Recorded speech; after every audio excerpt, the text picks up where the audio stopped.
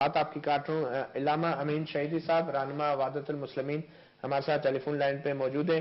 علامہ صاحب اس واقعے کے بارے میں آپ کیا کہتے ہیں؟ بسم اللہ الرحمن الرحیم. بہرحال ایک انتہائی افسوسناک واقعہ ہے جو کل پنڈی میں رونما ہوا، چشتیہ میں رونما ہوا، جنگ میں رونما ہوا، کوہات اور ہنگو میں رونما ہوا. یعنی یہ واقعات جن کے ذریعے سے امت مسلمہ کی وحدت کو پارا پارا کرنے کی پوری کوشش کی گئی، اس میں سمجھتا ہوں کہ یہ دشمن کی سازش ہے، اور جو ملک کے اندر ان کے مقاصد کو پورا کرنے کے لیے گروپس وجود میں آ چکے ہیں، چاہے کسی بھی شکل میں، یہ ان کی مشترکہ کوشش کا نتیجہ ہے کہ آج ہم بیٹھے حالات کے اوپر رو رہے ہیں اور غم و اندوہ کا اظہار کر رہے ہیں کہ کاش ہمارے ملک میں بھائی چارہ ہوتا اور یہ صورتحال پیدا نہ ہوتی. آپ جانتے ہیں کہ کل کا دن انتہائی مقدس دن تھا، اور وہ کل کا دن تمام مسالک کے درمیان قابل احترام دن تھا.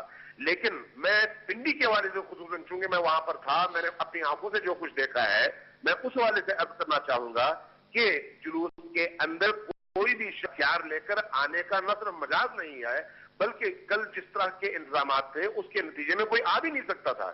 لیکن اس کے باوجود یہ کیسے ہوا؟ مجھے انتظامیہ پر حیرت ہے، جو راولپنڈی کی انتظامیہ ہے اس پر حیرت ہے کہ یہ کیسے ہوا کہ 3:15 بجے جب یہ واقعہ رونما ہوا ہے، 3:15 بجے نہ جمعے کا وقت تھا، نہ نماز کا کوئی ٹائم تھا.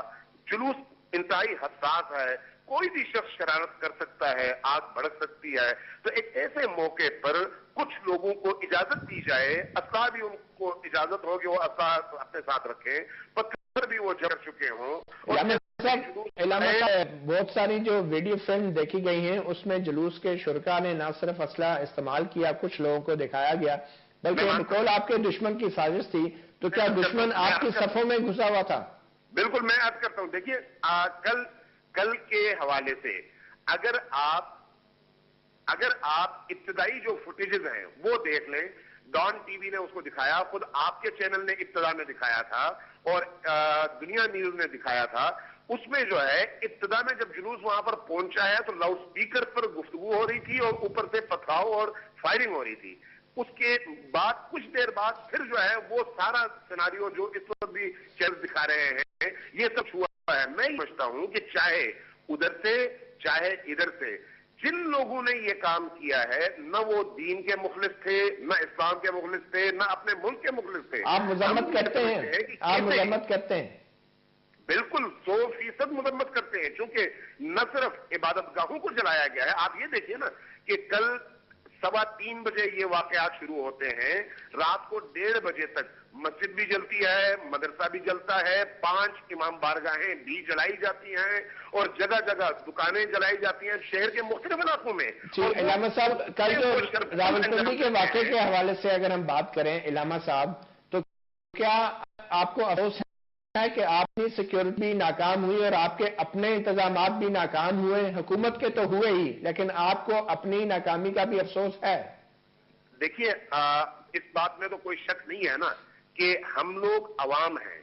عوام کی طرف سے جو انتظامات ہوتے ہیں اس میں اتنے ہی وسائل ہوتے ہیں جتنے عوام کے پاس ہوتے ہیں. یہ کام تو بنیادی طور پر ریاست کی ہے نا، ریاست کے پاس تمام وسائل موجود ہیں. آج آپ نے مختلف انٹرویوز میں سنا ہوگا کہ یہ جو دکانوں کو آگ دکھائی گئی اور آگ لگائی گئی، یہ مارکیٹ کے پیچھے کی طرف سے یہ واقعات ہوئے ہیں.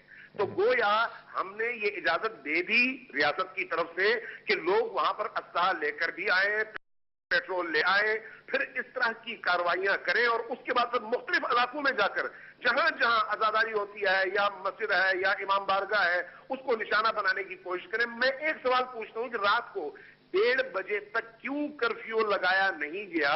انتظار کیوں کیا گیا کہ شہر بھر کے تمام امام بارگاہوں کو آگ لگانے کی کوشش کی جائے؟ کیوں؟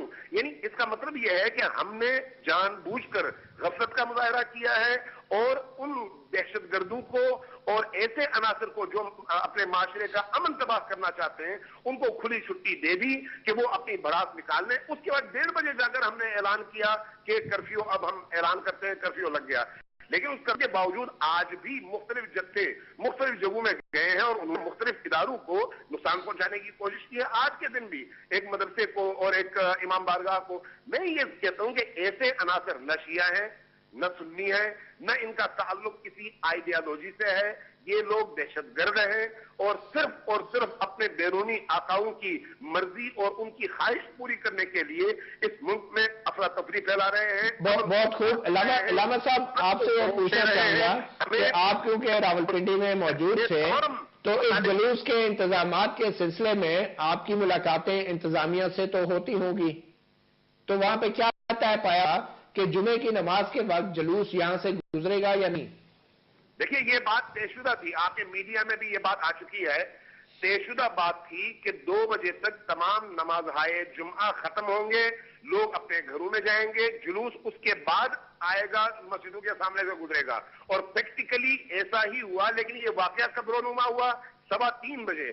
اس کا مطلب یہ ہے کہ گورنمنٹ نے جو فیصلہ کیا علماء کے ساتھ مل کر، تنظیموں کے ساتھ مل کر، اس کی امپلیمنٹیشن میں وہ رٹ کی سچویشن نہیں نظر آئی، بلکہ اجازت دی گئی ایسے شدت پسند عناصر کو. آپ یہ خود پنڈی کے بارے میں بہتر طور پر جانتے ہیں کہ یہ علاقہ حساس ہے، اور یہ جو مدرسہ تھا، جو ادارہ تھا، یہ گزشتہ 4-5 دہائیوں سے ہمیشہ ایسی جگہ رہی ہے جہاں پر اس طرح کے واقعات ہوتے رہے ہیں. لیکن اس بار آپ لوگوں نے کوئی تقاضا نہیں کیا تھا کہ اس جگہ پہ کوئی مخصوص سیکیورٹی کے انتظامات کیے جائیں؟ آپ لوگوں نے کوئی تقاضا نہیں کیا تھا کہ جمعے کی نماز کا وقت جو ہے سیکیورٹی کے مخصوص انتظامات کیا جائے اس جگہ پر؟